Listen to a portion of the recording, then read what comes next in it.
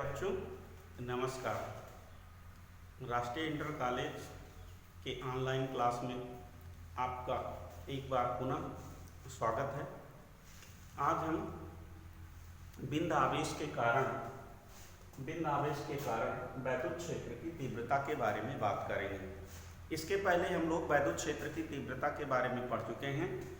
वैद्युत क्षेत्र की तीव्रता वैद्युत क्षेत्र में रखे परीक्षण आवेश पर लगने वाले बल तथा परीक्षण आवेश के अनुपात को वैद्युत क्षेत्र की तीव्रता कहते हैं। Capital E equal to F/Q0, जहाँ परीक्षण आवेश पर लगने वाला बल F तथा परीक्षण आवेश Q0 है। इसकी दिशा के बारे में हमने बात की थी आपसे कि वैद्युत क्षेत्र की तीव्रता सदिश राशि है। इसकी दिशा सदैव बल की दिशा में होती है।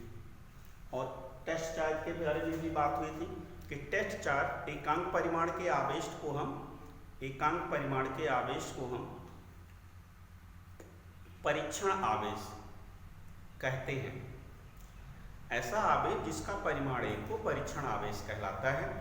ये मानते हैं कि परीक्षण आवेश अपना कोई अतिरिक्त क्षेत्र उत्पन्न नहीं करता है और ये हमेशा धन होता है।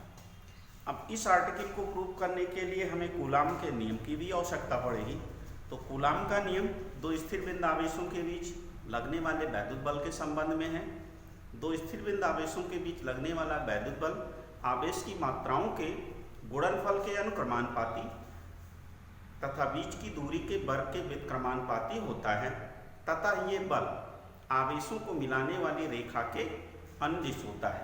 इसका मैथमेटिकल फॉर्म है F equal to K Q1 Q2 upon R²।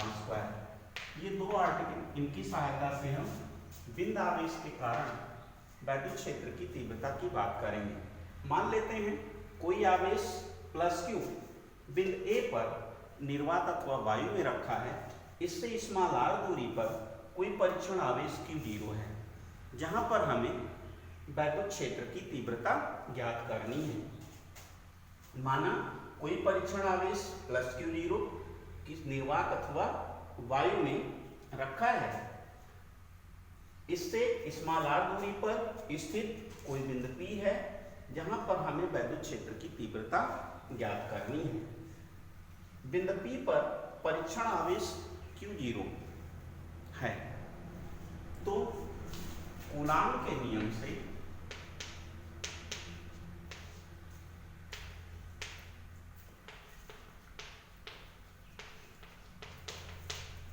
Q एवं Q0 के बीच लगने वाला वैद्युत बल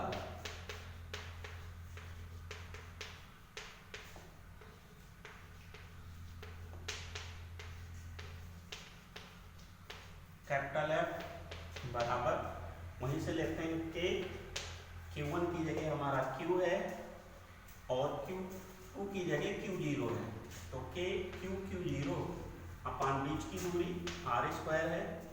परिभाषा से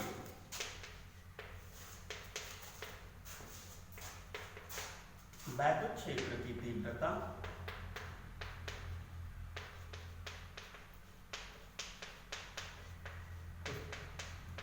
कैपिटल E बराबर F अपान Q0।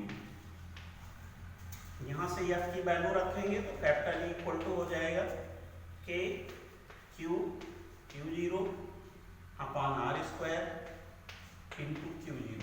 Q0 से Q0 कैंसिल हो गया, ये आ गया K Q अपान R²। चूंकि K बराबर 1/4πε0 लिख सकते हैं हम, K इक्वल टू 1/4πε0। इसलिए वैद्युत क्षेत्र की तीव्रता E बराबर 1/4πε0 Q/R² न्यूटन प्रति कूलाम।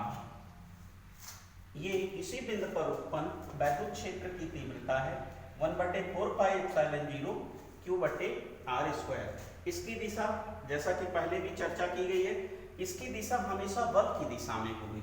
तो अब यहाँ ध्यान दीजिए, यहाँ भी प्लस क्यू आवेश और Q0 है, इसको भी हम प्लस ही मानेंगे।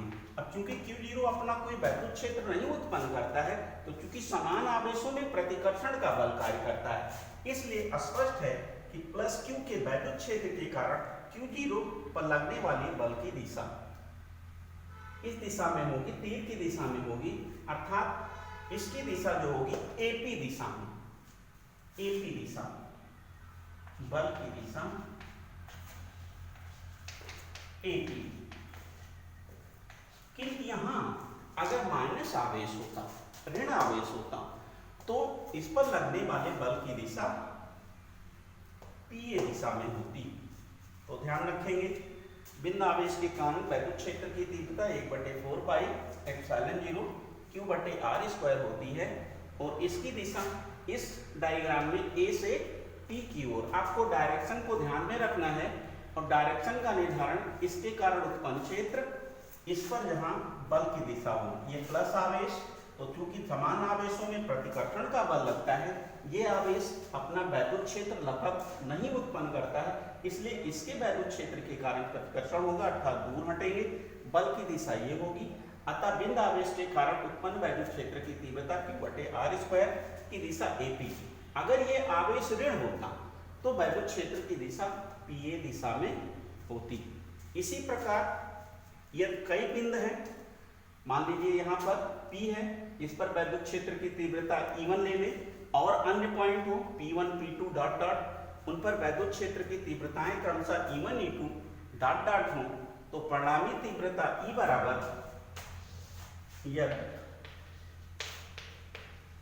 भिन्न भिन्न बिंदुओं पर तीव्रताएं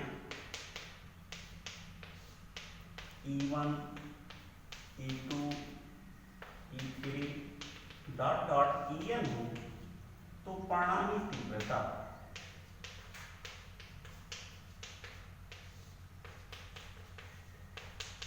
कैपिटल E बराबर E1 plus E2 plus E3 plus dot dot En होगी। इस प्रकार से आज आपने बिंदु आवेश के कारण उत्पन्न वैद्युत क्षेत्र की तीव्रता के बारे में बात की।